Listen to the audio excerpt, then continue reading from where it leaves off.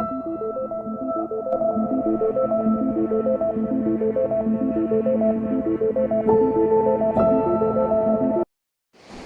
সাত সকালে জানকীচটি থেকে আমরা বেরিয়ে পড়লাম যমুনোত্রী ধামের উদ্দেশ্যে, অর্থাৎ যমুনোত্রী মন্দিরের উদ্দেশ্যে। এবং এই রাস্তা আমাদের 6 কিলোমিটার ট্রেক করতে হবে। রাস্তা কিন্তু বেশ চড়াই আর খাড়াই।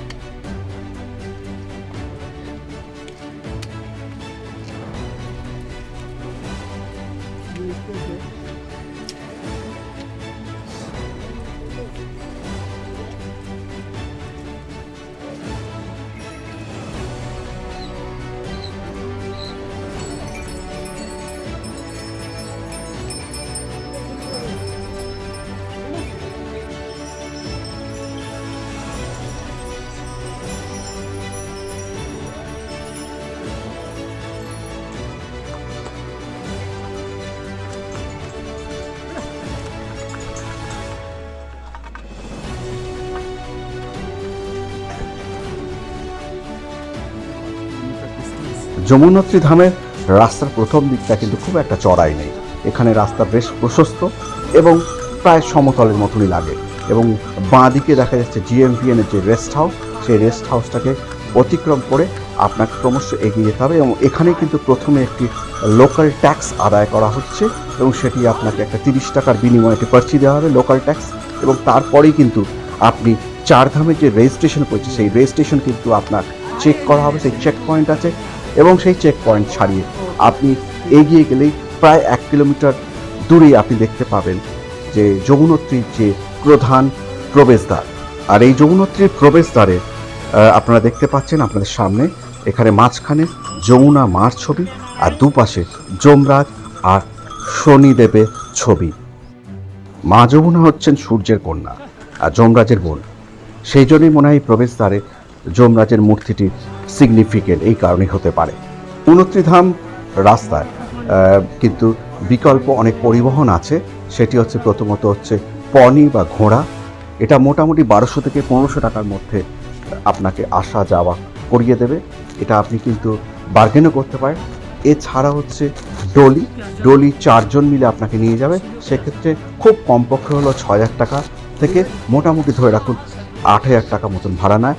এবং এছাড়াও বাচ্চাদের ক্ষেত্রে পিট্টু, সেটাও কাঁধে চেপে নিয়ে যাবে, সেটির ভাড়াও মোটামুটি 1003 টাকা নিচে নয়। কিন্তু যমুনোত্রী ধাম সমুদ্রপৃষ্ঠ থেকে 3300 মিটার, প্রায় বলতে পারেন 11,000 ফিটের কাছাকাছি উচ্চতায় অবস্থিত। সেই জন্য যমুনোত্রী যাত্রা 6 কিলোমিটার হলো। যারা কিন্তু চড়াই রাস্তার ফলে হাইট এখানে একটা অবশ্যই প্রভাব বিস্তার করে, যাদের শরীর অসুস্থ কিংবা হার্ট কিংবা নানা রকম সমস্যা আছে শারীরিক, তারা কিন্তু একটু বুঝে শুনেই আসবেন এই যমুনোত্রী ধামের উদ্দেশ্যে। যমুনোত্রী যাত্রাটা বেশ খাড়াই রাস্তা হলো, কিন্তু আপনার এক পাশে পাহাড় আর বাঁ দিকে খাড়াই পাহাড়, আর ডান দিকে কিন্তু খাদ, অর্থাৎ যেটা যমুনা নদীর দিক। কিন্তু সেদিকটা বেশ মনোরম।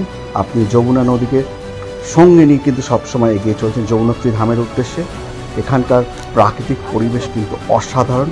সেই জন্য রাস্তা খাড়াই হলো, বিপদসংকুল হলো, আপনার কিন্তু এই রাস্তার যে সৌন্দর্য চারপাশে দেখে আপনাকে মুগ্ধ করবে এবং আপনার কোথা থেকে সময় কেটে যাবে, আপনি ধীরে ধীরে যমুনোত্রী ধামে পৌঁছে যাবেন, এটা আশাই করা যায়।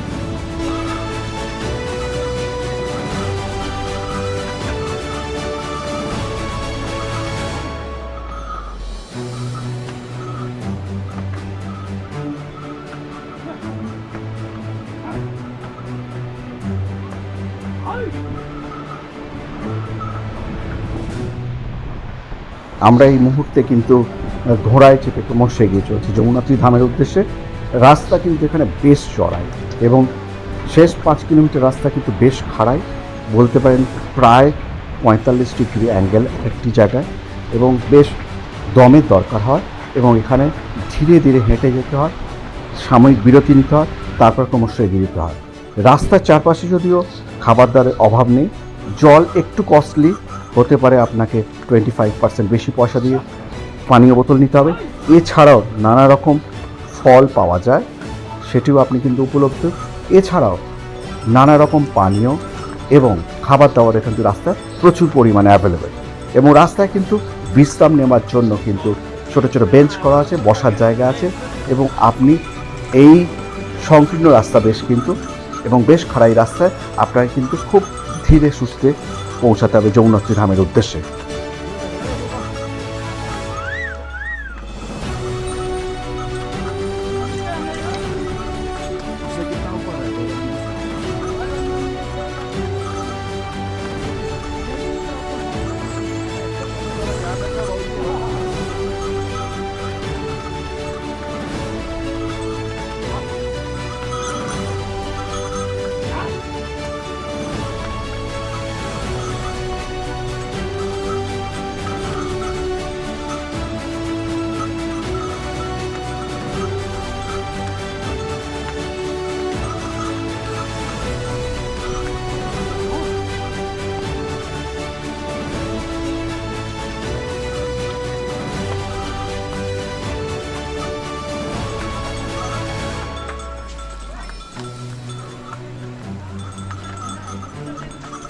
আর এখানে দেখতে পাচ্ছেন যে ঘোড়াগুলো, যে ঘোড়া করে যখন আসবেন যমুনোত্রী মন্দিরের 500 মিটার আগে যে ঘোড়ার আস্তাবল আছে, সেখানে ঘোড়াগুলো থেমে যাবে, সেখান থেকে আপনাকে নামিয়ে দেওয়া হবে, এবং সাময়িকভাবে এই ঘোড়াগুলো ওখানেই থাকবে। আসার সময় আস্তাবলে সামনে থেকে এসে আপনার ঘোড়ার মালিককে ফোন করে আপনার নির্দিষ্ট ঘোড়ায় চড়ে আপনাকে আবার জানকিচাটিতে ব্যাক করতে হবে। আর এখান থেকে এই ছোট্ট ব্রিজটা টপকেই কিন্তু হচ্ছে যমুনোত্রী মন্দির, দেখতেই পাচ্ছেন আপনাদের সামনে।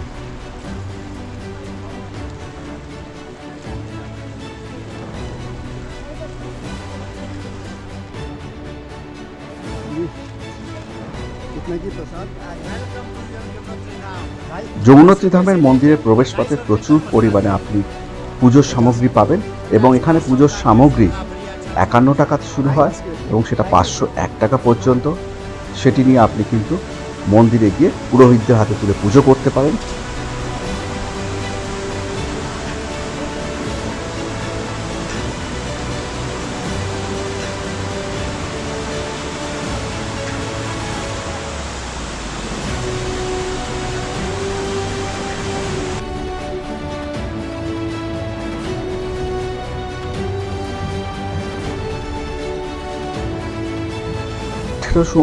সালে তেহরি রাজা সুদর্শন শাহ যমুনোত্রীতে এই মন্দির নির্মাণ করেছিলেন, কিন্তু 1994 সালে যে তেহরিতে ভয়ঙ্কর ভূমিকম্প হয়েছিল তাতে এই মন্দিরটি সম্পূর্ণভাবে ক্ষতিগ্রস্ত হয়।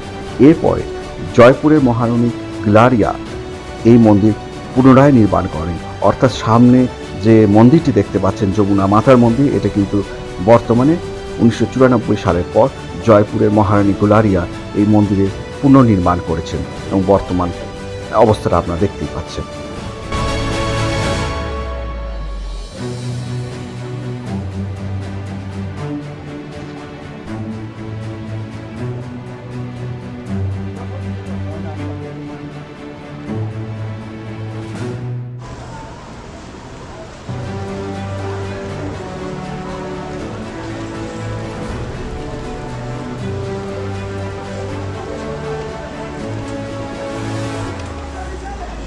মন্দিরে প্রবেশ করে আপনি এখানে 2-3টে গরম জলের কুণ্ড পাবেন, তার মধ্যে একটি প্রধান হচ্ছে সূর্যকুণ্ড।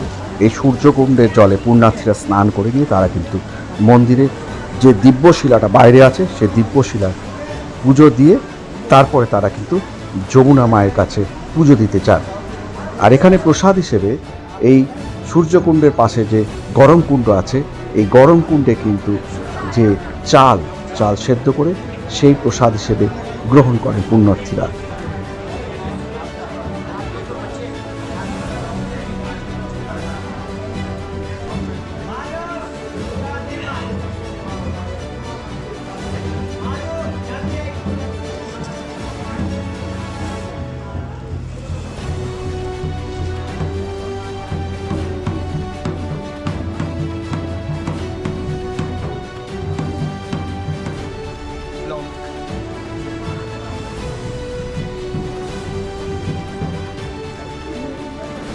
যমুনোত্রী কিন্তু দুটো ধারা আছে, একটি শীতল ধারা, একটি হচ্ছে তপ্ত প্রবাহ।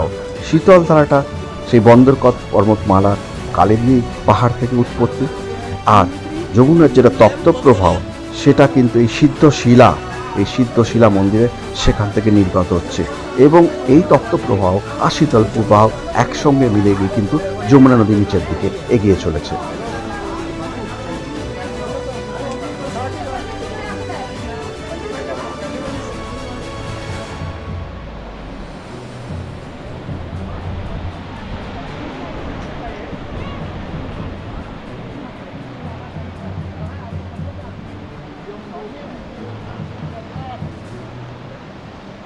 হিমালয়ের বন্দরকত পর্বতমালা যে তার পাদদেশের থেকে যে কালিন্দী নামক একটা পাহাড় আছে, সেখান থেকে কিন্তু এই যমুনা নদীর উৎস, এবং তারপরে এই যমুনা নদী কিন্তু এই যমুনা মন্দিরের পাশ থেকে নেমে এসে নিচে চলে গেছে এবং বিভিন্ন রাজ্যের উপর দিয়ে গিয়ে প্রয়াগে সঙ্গমে, ত্রিবেণী সঙ্গমে সেখানে কিন্তু গঙ্গার সঙ্গে মিলিত হয়েছে। যমুনোত্রীতে রাত্রিবাস করা কিন্তু জায়গা আছে, অনেকেই সেটা জানেন না। আপনারা যখন যমুনা মন্দির থেকে পুলটি টপকে অর্থাৎ ব্রিজটি টপকে যখন বাইরের দিকে চলে আসবেন মন্দিরের বাইরে, সেখান থেকে বাঁ দিকে একটি রাস্তা চলে গেছে এবং সেখানে একটি লোহার ব্রিজ আছে। সেই ব্রিজটা, ছোট্ট ব্রিজটা পার হয়ে গেলেই ওপারে কিন্তু আপনি দেখতে পাচ্ছেন যে যমুনা আশ্রম। এই আশ্রমে কিন্তু এটা মন্দির ট্রাস্টের, এবং এখানে কিন্তু আপনি রাত্রি বাস করতে পারবেন এবং সম্পূর্ণ বিনামূল্যে, এবং খাওয়া দাওয়া আপনাকে অবশ্যই শাকাহারি বা ভেজিটেরিয়ান খাওয়া এখান থেকে দেওয়া হবে, সেটাও কিন্তু বিনামূল্যে। আপনার যদি মন চায় আপনি এখানে দান করে যেতে পারেন, কিন্তু এখানে কিন্তু রাত্রি বাসের কিন্তু একটি বন্দোবস্ত আছে। ভিডিওটা ভালো লাগলে লাইক, শেয়ার অ্যান্ড সাবস্ক্রাইব করুন।